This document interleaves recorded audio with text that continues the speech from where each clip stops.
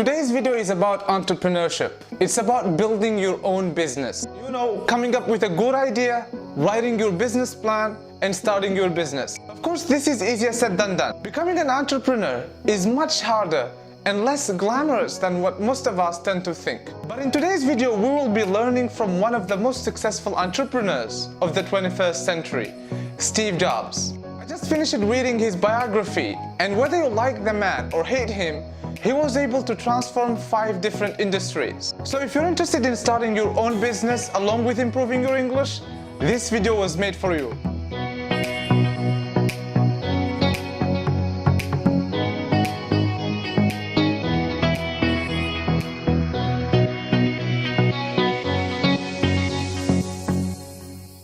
The biography that I read was written by the author and journalist Walter Isaacsion, who also wrote the biography of Einstein. The book is voluminous. It has 42 chapters. The PDF version that I have is 647 pages long. The audiobook is about 25 hours long.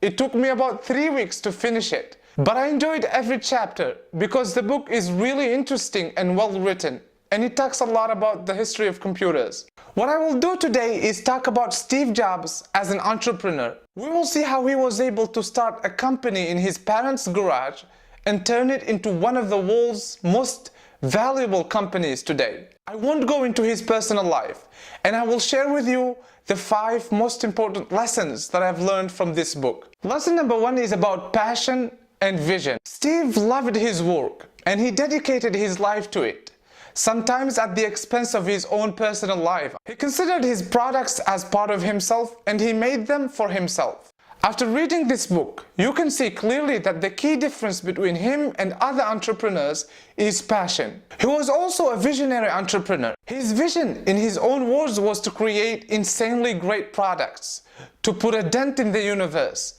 to change the world. And in a sense, he did manage to do that to some level. This grand vision pushed him to work really hard during weekends and long night shifts, and also forced him to build amazing teams, A players as he used to call them, computer geniuses and creative designers. Lesson number 2 is about perfection and design. He had a passion for perfection and a design sensibility.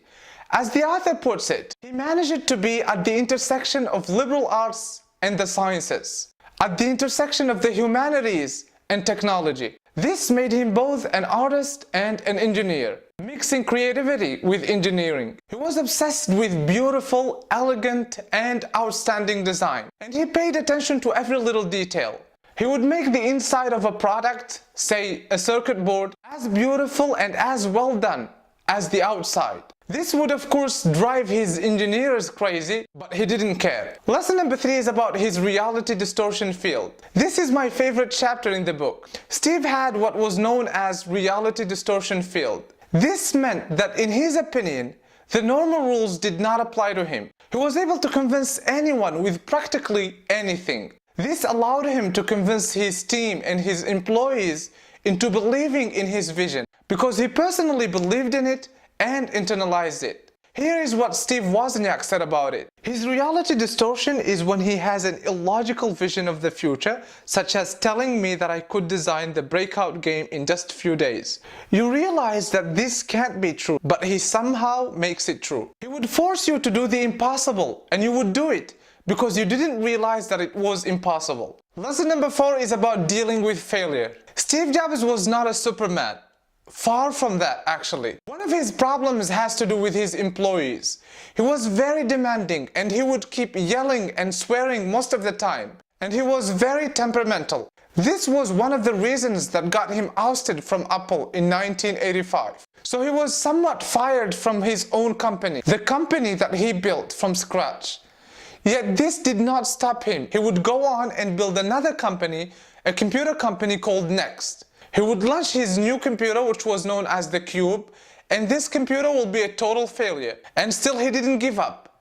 He would buy another company called Pixar that made animation movies, and here he will succeed. Lesson number 5 is about innovation. When he started his first company with his friend Steve Wozniak, the name of the company was Apple Computer.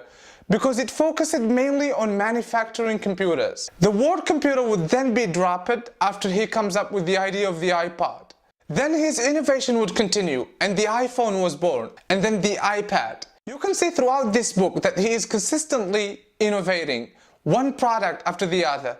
And this is what successful businesses do. They keep innovating and consistently make great products. In conclusion, if you're interested in starting your business one day, this book is a must-read.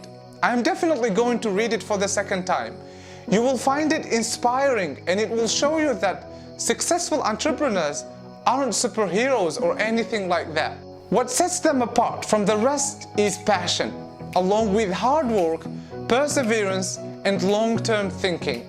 I hope that you enjoyed this long video. If you have any questions or suggestions, feel free to leave them in a comment below. Subscribe for more videos and join us on Facebook.